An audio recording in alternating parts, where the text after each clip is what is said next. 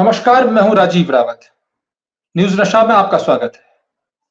अगर आप एससी समाज में गरीब वर्ग को का प्रतिनिधित्व करते हैं और आप ये सोच रहे हैं कि आप वंचित हैं, गरीब हैं और 27% का कोटा और अन्य कोटों में अब आपको वेटेज मिलेगा क्योंकि सुप्रीम कोर्ट की संविधान पीठ ने इस पर फैसला दे दिया है, अपना अधिकार दे दिया है राज्यों को कि वो वर्गीकरण कर सकता है, तो खुशफहमी में बहुत ज्यादा नजी है क्योंकि आप ही के नेता चिराग पासवान ने ऐलान कर दिया है कि उनकी पार्टी सुप्रीम कोर्ट में पुनर्विचार याचिका दाखिल करेगी।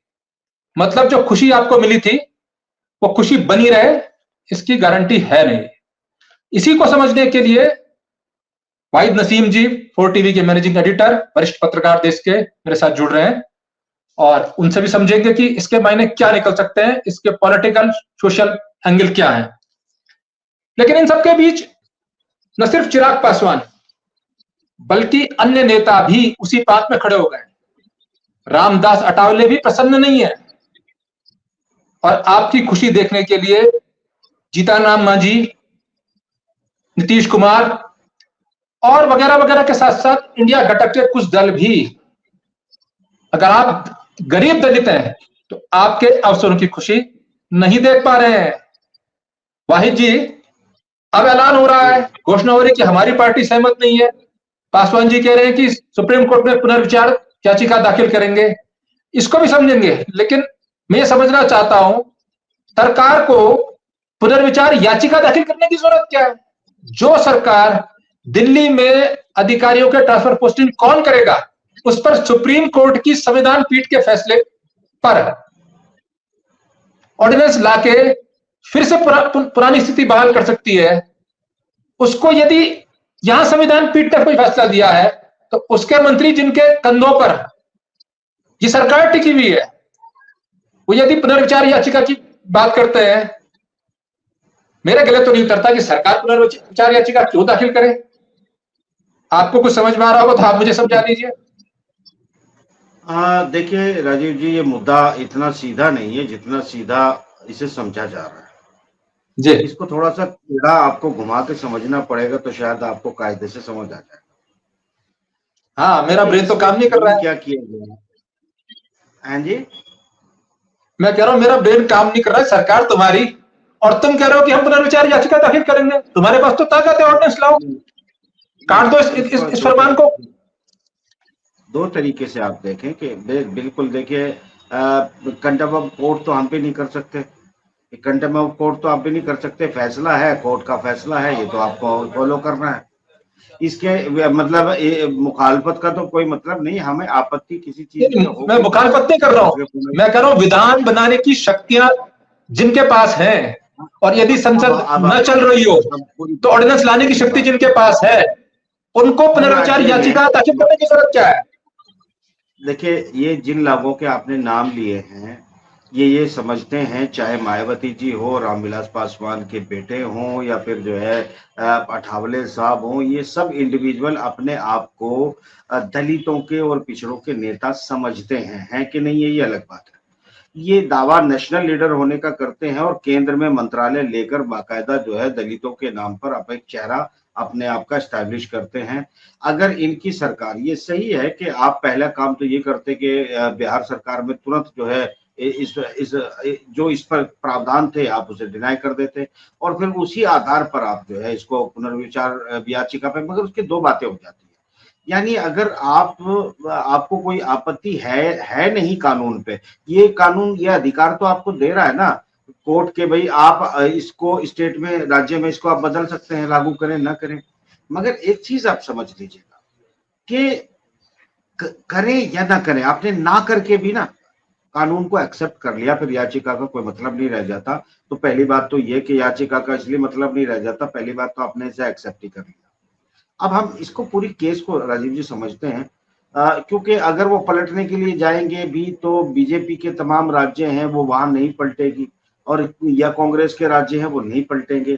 तो इसमें क्या होगा कि जो एनडीए सरकार है उसमें एक दरार यहीं से पड़ जाएगी, फूट पड़ जाएगी कि भाई आपको ये कानून पलटना है और अब वो कहेंगे कि हमें नहीं पलटना है, या फिर हम उस राज्य में पलटेंगे जहां पर हमारे साथ जो है कोई भी दलित लीडरशिप जो है वो हमारे साथ कोalition में है तो हम पलट देंगे, जहां नहीं है नहीं पलटेंगे।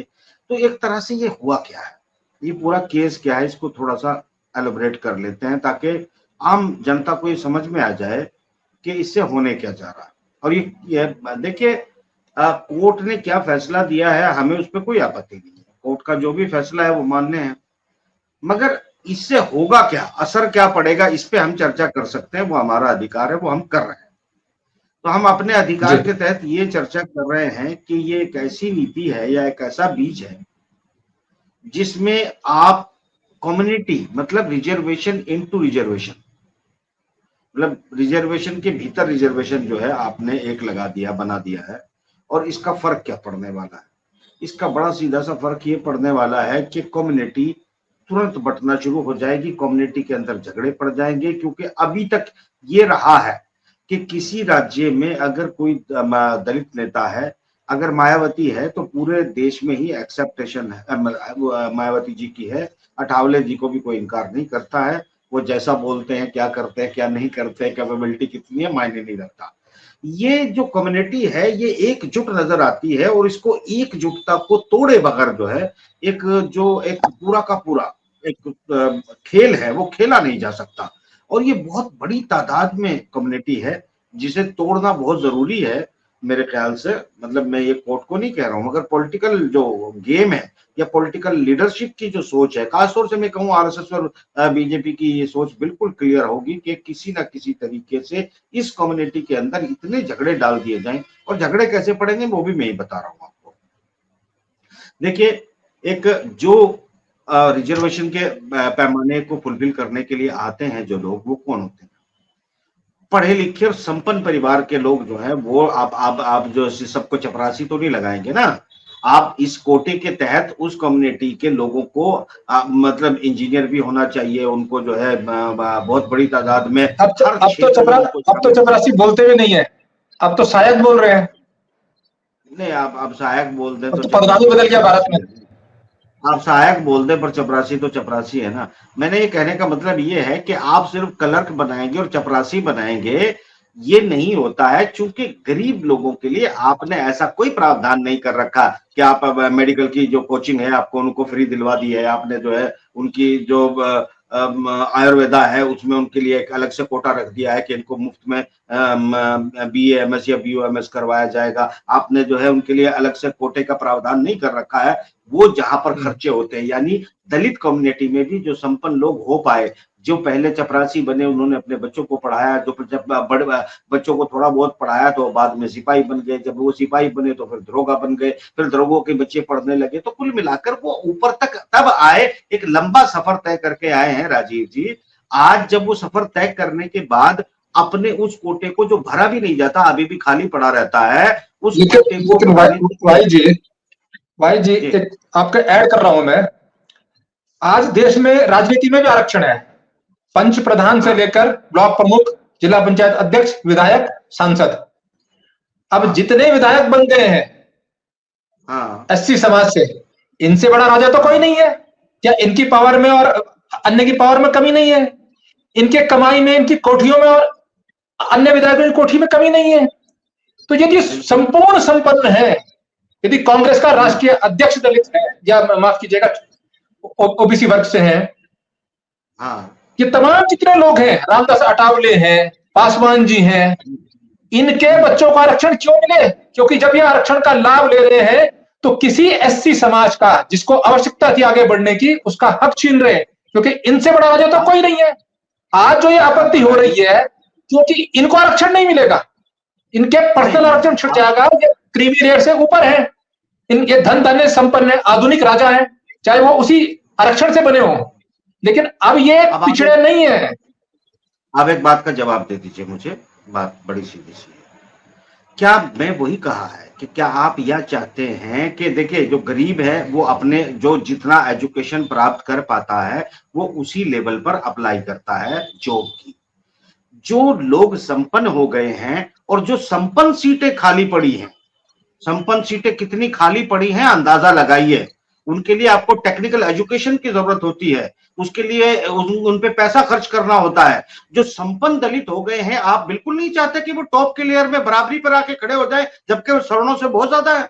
वो सवर्णों से ज्यादा होने के बावजूद आप नहीं चाहेंगे राजीव जी उनको कि उन जो असंपन्न है, चाहे वो विधायक है, चाहे वो डीएम है, चाहे वो एसपी है, अगर उनके दलितों में से बच्चे अगर पढ़ के अगर हायर एजुकेशन लेके हायर सीट के लिए कॉम्पिटिट करते हैं और वहां पर वो रिजर्वेशन का लाभ लेना चाहते हैं, आप क्यों लेना देने नहीं चाहते उनको? क्यों आप उनको दासी बनाए रखना चाहते हैं? क्यों उनसे आप जो है जो वो अपने दफ्तरों में, इतने छोटे दफ्तरों में बैठे हैं कि जब आप स्वर्ण होके उनके दफ्तरों में एंट्री करें तो वो आपका गिलास का पानी लेके किसी विधायक का, किसी मंत्री का, किसी सांसद का, किसी जिलाधिकारी का, किसी सीडीओ का, किसी पुलिस कप्तान का बेटा वो आरक्षण की लाइन में लगकर लाभ क्यों ले?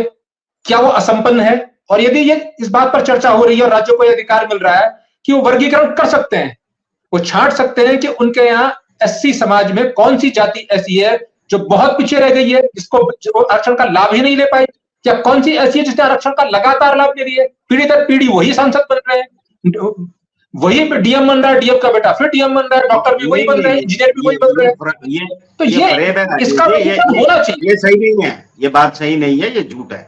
ये आपको एक बात आपको समझनी पड़ेगी। ये ऐसा क्या झूठ है भाई जी?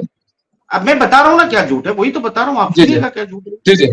आप जो है, मैंने ये चेन बताई है कि इन्होंने पढ़ के एक आदमी जाता है, जितना वो कैपेबल होता है उतनी एजुकेशन अपने बच्चों को देता है। ये कम्युनिटी पूरी तरह सिस्टम के बाहर थी, अछूत माने जाते थे, बंधुआ मजदूर थे। इनकी स्थिति क्या आपने आदम गोल्डवी साहब की जो है वो कविता नहीं सुनी है, या वो कविता नहीं पढ़ी है आपने कि आओ मैं चमारों की गली तक ले चलूंगा आपको। एक फुलिया जो कुएं में गिरकर मर गई, पूरी की पूरी एक ऐसी आदम गोल्डवी साहब की दिल दहला देने वाली कविता जो इस देश की हकीकत थी। आज अगर वो लोग उभर के आ रहे हैं और किसी तरीके से आगे बढ़ते हैं तो एक लिमिट आप उसकी तय क्यों करना चाहते हैं? और दूसरा षड्यंत्र आपको बताता हूं, बेसिकली दूसरा षड्यंत्र ये है। आप मुझे कह रहे हैं, आप वक्त को दीजिए, यदि आपने मुझे कहा मैं झूठ कह रहा हूं, मुझे बताइए मौर्यों को पिछड़ा माना जाता है? हाँ, मौर्य पिछड़े हैं? बिल्कुल ओबीसी है। और मौर्य सम्राट में भारतवर्ष के सबसे बड़े सम्राट मौर्य हुए। आपको एक बात समझनी ये चाहिए, पिछड़ने का और अगड़ने का चंद्रगुप्त कौन थे मौर्य? नहीं तो आप बात समझे ना चीजों को। आप ये वर्गीकरण कैसे सेटलमेंट में आया? आप डिसगाइड कर रहे हैं। चंद्रगुप्त मौर्य जो है वो दलित नहीं थे, या वो इस दलित था, वो मौर्य थे।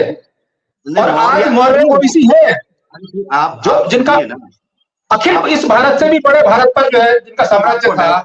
सुनिए तो सही, आप डाइवर्सिटी को समझने की कोशिश करिए। आप मौर्य में अगड़ी समाज में भी लोग अपना जो टाइटल है वो मौर्य का इस्तेमाल करते हैं, जिनका आप जिक्र कर रहे हैं। और बहुत अति पिछड़ी जो बेसिकली ओबीसी कैटेगरी और नियर टू दलित आते हैं उसमें भी मौर्य है। वो दोनों टाइटल अलग है, आप दोनों को मिला रहे हैं। दूसरी बात, जैसे कुशवाहा है, अब आप कुशवाहा कहेंगे कि कुशवाहा जो है उत्तर प्रदेश के अंदर पिछड़ी जाती है, ओबीसी में आती है। और अगर आप इसी को राजस्थान मध्य प्रदेश में कुशवाहा को लेके जाएंगे तो राजपूतों का टाइटल जो है कुशवाहा होता है, वो बिल्कुल स्वर्ण जाति है। आप टाइटल में मत फंसाइए चीजों को। नहीं, मैं ये कह रहा हूँ यदि मैं डीएम बन गया आरक्षण से, तो मैं अपने पुत्र को आरक्षण से क्यों डॉक्टर बनाऊं? मैं मुझसे पढ़ा लिखा सकता हूँ, क्या दिक्कत है? किसी दूसरे को अवसर मिलेगा आरक्षित सीट से। डीएम का बेटा डॉक्टर बने, डॉक्टर का बेटा डीएम बने, यही खेल चलता रहेगा तो तीसरा आदमी कैसे बनेगा? और जो चिंता व्यक्त कर रहे हैं, आपको मालूम है, बात सुनिए, ये गलतफहमी है, झूठ फैला रहे हैं आप। एक बात समझिए कि एक अपवाद होता है कि कोई गरीब का बच्चा जो है आईबीएस और पीसीएस और आईआरएस बन जाता है। एक आईएएस और आईआरएस और पीसीएस बनने के लिए उसके घर में इतने पैसे की जरूरत होती है जो वो 10 साल 5 साल उस बच्चे का खाली बिठाकर खर्चा उठा सकें। और वो खर्च उठाने के बाद जब वो सरकार में आपके सेक्रेटरी बनते हैं, अगर वो अंडर सेक्रेटरी और सेक्रेटरी की पोस्ट तक आप नहीं बनने देना चाहते हैं तो क्यों नहीं बनना देना चाहते हैं? एक गरीब जिसकी रोटी का जो, मैं तो ये कह रहा हूं आपको, जब आप कह रहे हैं तो ये बात तो सबको अवगत होंगे, इस बात से अधिकांश लोग अवगत हो गए कि 18 साल तक के बच्चे की शिक्षा की जिम्मेदारी सरकार की है। आपको मालूम है कोरोना काल में जिनके माता पिता तक मर गए, तक मर गए, बाल विकास CWC चाइल्ड वेलफेयर कमेटी हर जिले में देश की गठित है, उसके माध्यम से उनका लालन पालन हो रहा है, उनकी शिक्षा दीक्षा हो रही है, उनको आवासीय विद्यालय दिए गए हैं, ये तमाम चीजें हो रही है हर जिले में देश में। यदि किसी के माता पिता नहीं भी है और यदि वो गरीब है तो उसके एजुकेशन की व्यवस्था है। जो श्रमिक कार्ड है, श्रमिक कार्ड में इंजीनियर बनने पर भी वजीफा मिलता है यदि वो मजदूर है, अगर वो दलित नहीं भी है। और SC ST आयोग, OBC आयोग से कक्षा 1 से लेकर 12वीं और उसके बाद टेक्निकल एजुकेशन तक के लिए वजीफा मिलता है हर महीने। शादी के लिए पैसा मिल रहा है। तो आज गरीब को अवसर नहीं है पढ़ाई का, ये नहीं कह सकते हम। नहीं है, आप झूठ बोल रहे हैं। आपका सीधे झूठ का इल्जाम लगा रहा हूं। आप जो है यहाँ बिल्कुल एक झूठा गेम खेल रहे हैं। सुनिए कैसे खेल रहे हैं। आप मुझे दिखाइएगा, मैं आपको 50 यूनिवर्सिटियों के नाम बताता हूं जहां पर इनका कोटा तय किया गया है। आप किसी दलित का मुझे फ्री में एजुकेशन एडमिशन करा के दिखा दीजिए। दिल्ली के अंदर इतने प्राइवेट स्कूल हैं जिनमें 25% अति गरीबों के लिए सीट जो है रिजर्व होना जरूरी है। आप जाइए, अचानक छापा मारिए, जितने प्राइवेट स्कूल है, किसी एक प्राइवेट स्कूल में फ्री में 25% आप मुझे जिनको एजुकेशन दी जा रही हो, किसी एक स्कूल में साबित करके दिखा दीजिएगा। ये कि आपके बच्चे इस प्राइवेट स्कूलों में पढ़े और दलित के बच्चे जो है वहां पढ़े जहां उनको एडमिशन भी ना मिले, आप उनको आज भी दास बनाना चाहते हैं, झाड़ू उनके पीछे बांधना चाहते हैं। राजीव जी, आप षड्यंत्र कर रहे हैं और इस षड्यंत्र को मैं नहीं चलने दूंगा किसी भी सूरत में। मैं जो षड्यंत्र कर रहा हूं, कथित षड्यंत्र जो आपको लगता है मैं षड्यंत्र कर रहा हूं, तो षड्यंत्र के रूप में कह रहा हूं। मैं ये कह रहा हूं कि जो गरीब दलित है, जो आगे नहीं बढ़ पाया है, उसको अवसर क्यों ना मिले आरक्षित सीट का, एजुकेशन का, डॉक्टर बनने के लिए उसको राइट वो मिले, शिक्षा का अधिकार, उसको नौकरी का अधिकार मिले। या तो आप समझना नहीं चाहते, या तो आप समझना नहीं चाहते, या मैंने बड़ा बहुत क्लियर किया है कि जिस मैं ये समझता हूं जो राजा बन गया, जो विधायक बन गया, राजा बन गया, जो मुख्यमंत्री बन गया, वो कैसे पिछड़ा हुआ है। आप फिर अपनी बात पढ़े हुए हैं तो आप समझना नहीं चाहते, या फिर क्या आप आज RSS की टीम में से आए हैं क्या निकल के? सुनिए पूरी बात को, आप अड़ जाते हैं अपनी बातों पे। आप क्यों संबित पात्रा बन रहे हैं? आप पूरी बात सुनिए। देखिए, एक बात मेरा कहने का मतलब ये है कि अच्छी सीटों के लिए जाने के लिए उन लोगों ने लंबा सफर तय किया है। वो जो कह रहे हैं ना डीएम का बेटा डीएम बन रहा है, इसलिए कि डीएम के बेटे को, वो जो डीएम बना था उसने एक लंबा सफर तय किया था। क्यों आप डीएम का बेटा आरक्षण का लाभ लेके डीएम बन रहा है? अरे सुनिए, आप जीरो लाइन अंतर है। डीएम का बेटा आरक्षण का लाभ लेकर डीएम क्यों बन रहा है? वो फिर आगे बढ़ने के बाद पढ़ाई करके क्यों नहीं बन रहा है? हाँ, मैं बता रहा हूं ना क्यों नहीं बन रहा है।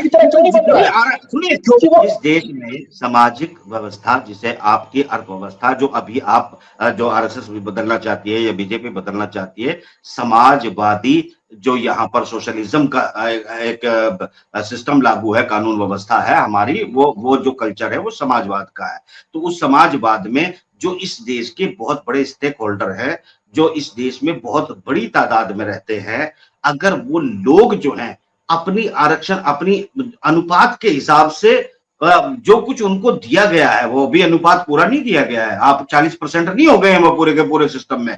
मैं ये कह रहा हूं कि जितना रिजर्वेशन दिया गया है ना, उतनी सीटें भी 50% आपकी खाली क्यों पड़ी रहती है? और आप चाहते हैं कि वो 100% खाली हो जाए, और ताकि आप उनको अगले साल जब उनके लिए कोई सुटेबल कैंडिडेट ही ना आए तो आप उनको अगले साल के लिए शिफ्ट कर दें और अगले साल उन्हीं सीटों को जो जनरल कैटेगरी में तब्दील कर दें। और आप ये कहते हैं कि भाई इन सीटों के लिए तो किसी ने अप्लाई नहीं किया। अप्लाई नहीं किया मतलब अप्लाई कौन करेगा? जो सक्षम होगा। पढ़ेगा कौन? जो सक्षम होगा। आप जो है IAS PCS या IRS की तैयारी, जिसमें आज कोचिंग जरूरी है, वो तमाम चीजें जो आज नई सुविधाएं जरूरी है, आपके बच्चे तो हाईटेक कोचिंग ले, बड़े बड़े टीचरों से पढ़े, बड़े बड़े ऑनलाइन इंस्टीट्यूशन ले, महंगी किताबें खरीदे। दलित का बच्चा जो है वो सिर्फ सरकारी स्कूल में जाए और बाद में मजदूरी करके वो IAS बन जाए। फ्रॉड मत करिए। दूसरी बात सुनिए, दूसरी बात, जिस बैकलॉग की आप बात कर रहे हैं, सुनिए पहले मेरी बात सुनिए। जिस बैकलॉग की आप बात कर रहे हैं, क्या OBC में नहीं है? क्या EWS में नहीं है? वो जो आरक्षण तो OBC और EBS में भी है। बैकलॉग वहां भी रिक्त पड़े हुए हैं पद। कहाँ? एप्लीकेंट और योग्यता के अभाव में। कहाँ? बैकलॉग OBC में भी है, EWS सेक्शन में भी है। अप्लाई नहीं होता है और इतनी तादाद में लोग आते ही नहीं है। आप समझ नहीं रहे बात को। आपका यही तो खेल है सारा का सारा। भाई, आप जो कैंडिडेट ही नहीं आएगा सूटेबल, उसके पास उतनी टेक्निकल जो आप पर्चे में निकालते हैं। देखिए, रिजर्वेशन में नंबरों की छूट देते हैं। जो आप रिक्वायरमेंट मांगते हैं ना सीट के लिए, वो टेक्निकल हायर सिस्टम में जो पढ़ाई जाती है वो एजुकेशन होती है। वो एजुकेशन मैंने दावा किया कि 25% आप जो है हर प्राइवेट स्कूल में मुझे दिखा दीजिएगा कि अगर किसी ने कोई सीट भरी हो 25% अस्पताल में फ्री इलाज होना चाहिए प्राइवेट में। आप मुझे एक अस्पताल चुन के दिखा दीजिएगा प्राइवेट जहां पे इलाज होता हो। आप अखिलेश यादव को मंदिर में जाते हैं तो आज भी उस मंदिर को धोया जाता है। ये छुआछूत आपके बीच में आज भी है, इन्हीं चुनाव के अंदर हुआ है। आप कैसी बातें, कौन सा सपना दिखाना चाहते हैं? अब ये नया सपना पता क्या होने वाला है कि एक दलित तो दूसरे दलित से चिढ़ेगा और उनमें क्लासिफिकेशन पैदा हो जाएगा। वो कहेगा तुम तो अगड़े, तुम हमारा खा रहे हो, वो कहेंगे तुम हमारा खा रहे हो, और इनमें झगड़ा पड़ जाएगा। आपस में ये लोग लड़ते रहेंगे, लड़ के खत्म हो जाएंगे और जहां से मुश्किल से निकल के आए उससे पीछे चले जाएंगे। मुझे पूरी तरह से देखिए, कोर्ट के फैसले पे कोई ऐतराज नहीं। अगर कोई समर्थन करता है तो समर्थन मतलब इस बात को मैं उसकी सोच में ये षड्यंत्र देखता हूं कि दलितों को अति पिछड़ा और बनाने की, आपस में लड़ाने की, डिवाइड एंड रूल करने की पूरी कोशिश चल रही है। अब किसके मन में क्या था और क्यों कहा और क्या लिखा गया मुझे नहीं पता, मगर एक बात जरूर है, शक मैं सब पे करता हूं और सब के सब जो है घोड़े हैं और जगह जगह पर और सबके दायरे में आज मैं भी हूं। तो नतीजा है दलितों का के सबके दायरे में मारे जाते हैं उनका, और ओबीसी का हाई सीट पर कोई ऐसा बंदा बैठ जाता है जो ऐसे मतलब मैं कुछ वर्ड तो नहीं बोलूंगा, मैं कंडम ऑफ कोर्ट नहीं करूंगा, मैं कोर्ट के बहुत लंबा हो जाएगा। सोचो ये कोर्ट के बराबर में जाके कुछ ऐसे स्वर्ण बंदे बैठ जाते हैं जो इनका इलाज कर देते हैं। तो ये इलाज करने की जो प्रक्रिया चल रही है ना राजीव जी, ये दलित समझते हैं, वो ये लोग जो है अब समझने लगे हैं। ये बेसिकली कोर्ट में भी लड़ेंगे, सरकारों से भी लड़ेंगे कि जो बात आप अपने हाथ से ना कर दो उसके लिए आप पिटीशन डाल दो, फिर कोर्ट से आपकी मर्जी के हिसाब से फैसला आ जाएगा और फिर आप जो है इनको वही खत्म करके पहुंचा दोगे और फिर आप मनुस्मृति लागू कर दोगे। ये षड्यंत्र बंद करो। चलिए, आज शक के दायरे में भाई जी के मैं भी हूं और वो तमाम लोग भी हैं, लेकिन इन शकों के बीच समझना पड़ेगा इस विषय को, और होता क्या है अलग विषय है। लेकिन यह सत्य है कि जिसका विकास हो गया, कोर्ट ने यह कहा है कि यह वर्गीकरण कीजिए कि कितने लोग हैं, कितनी जातियां हैं दलितों में भी जो बहुत आगे बढ़ गई हैं और कुछ बिल्कुल पीछे छूट गई हैं। तो क्या उस पर कुछ सुधार की गुंजाइश हो सकती है? आज मैं शक के दायरे में हूं वाहिद जी के, और उसका शक यह है कि मैं भविष्य को लेकर गलत सोच रहा हूं, लेकिन आप सोचिए। और इस पर राजनीति क्या कुछ होती है, क्योंकि इस पर बहुत कुछ निर्भर है। जिनकी सरकार दिल्ली में है वो चाहे तो ऑर्डिनेंस बना सकते थे, लेकिन पुनर्विचार याचिका मतलब कोशिश होगी कोर्ट में जाए, कई सालों तक पुनः ये मामला विचारों में चला जाए। इससे पहले पंजाब में ये कानून आया था, पंजाब ने 2 वर्ग किए थे, बांटा था, उसके बाद वो कैंसिल हुआ, पुनः वो पंजाब सरकार लाई 2006 के आसपास, और 2006 में पुनः ये हाईकोर्ट ने इसे निरस्त कर दिया था। इससे पहले मामला उड़ीसा से शुरू हुआ था, क्योंकि उड़ीसा में जब 4 या 5 जज बैठे तो उन्होंने कहा था कि भाई समानता है, पूरी जाति ही पिछड़ी है यदि पिछड़ी है। उस बात को संविधान पीठ ने हटाकर यह व्यवस्था राज्यों को अधिकार दे दिया है कि आप अपनी जातियों का सब कैटेगरी कर सकते हैं, वर्गीकरण कर सकते हैं, पहचान कर सकते हैं, किसके पास अधिक पैसा है, किसके पास नहीं है, कौन कमा चुका है, कौन कमाने का इंतजार कर रहा है। वाईजी, शक के बीच, अलग अलग मत भिन्नताओं के बीच पुनः मिलेंगे। फिलहाल दीजिए इजाजत, नमस्कार। और आप हमसे जुड़े रहने के लिए सब्सक्राइब करें YouTube पर, फॉलो करें Twitter पर और लाइक करें Facebook पर। और ज्यादा जानकारी के लिए आपको टाइप करना होगा सिर्फ न्यूज नशा।